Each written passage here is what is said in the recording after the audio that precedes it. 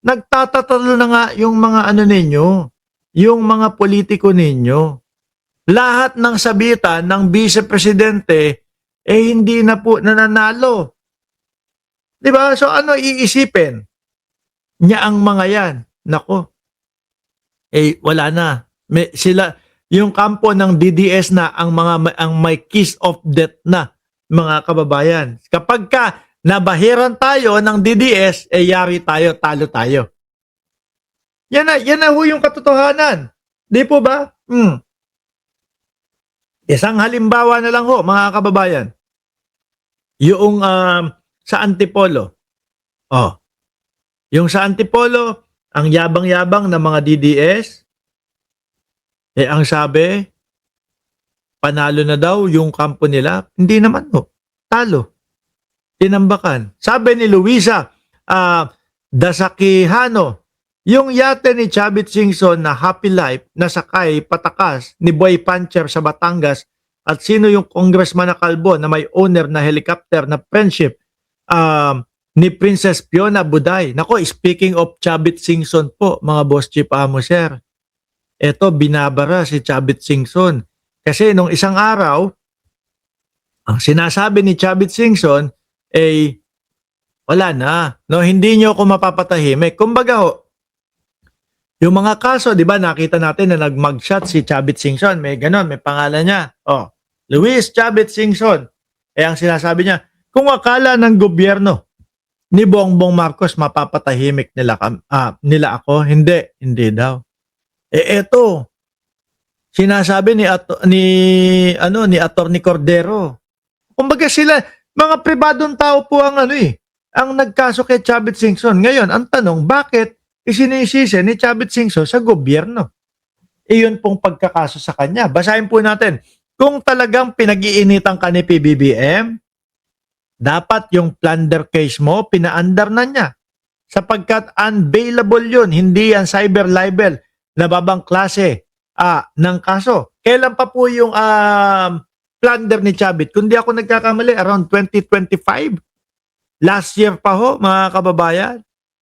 No, yung mga black mining, kailan pa yun?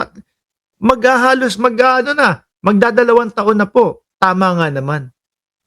'Di ba? Yun, mabilis, walang labasan 'yan.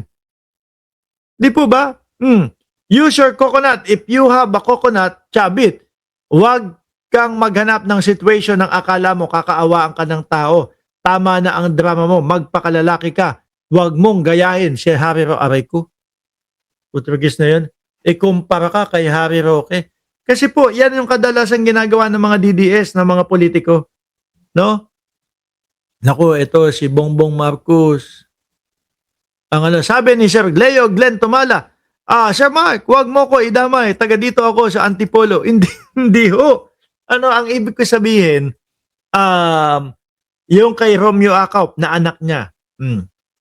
Di ba? Hindi kinampihan ni BP Sara yun. Kasi nga, alam niya na anak ni Romeo Acop. Ang kinampihan nila, ang ipinopromote nila, yung kalaban ng anak ni Acop. Ano nangyari? Tinambakan sila ng anak ni Acop. Yan yung sinasabi natin na wala ng lakas. Yung mga DDS, wala na pagka ikaw ay politiko at ang pangalan mo ay nabahira ng mga Duterte, malaki ang tsansa pag-asa na ikaw ay maulats.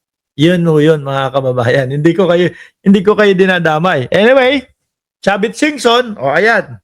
'Di ba? Mahilig si Tandang Chavit na sabihin na gobyerno eh. Pero siguro po hindi na din tatagal. Hindi na yan tatagal. Yung 2025 pa, kung di ako nagkakamali, 24 or 25, yung kasong plunder.